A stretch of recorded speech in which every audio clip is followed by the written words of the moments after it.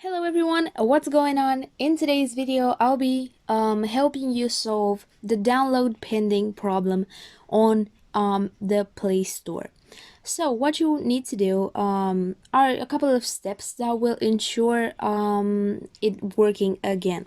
So what you need to do first is go where your initial is written in the top right corner, and then what you have to do is go here, and then here you will see all the queues with the apps that need to be installed or updated.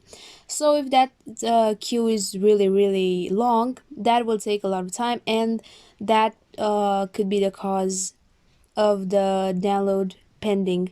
So what you need to do next, if the other method didn't work, is ensure that your network is working properly and that your internet has the necessary speed for everything to update and download. The third method, if the other two didn't work before this one, is actually restarting your phone.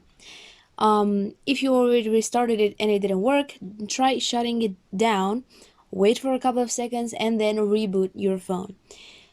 If this video helped you out, don't forget to like it, share it, and subscribe to this channel for more useful content. Bye bye.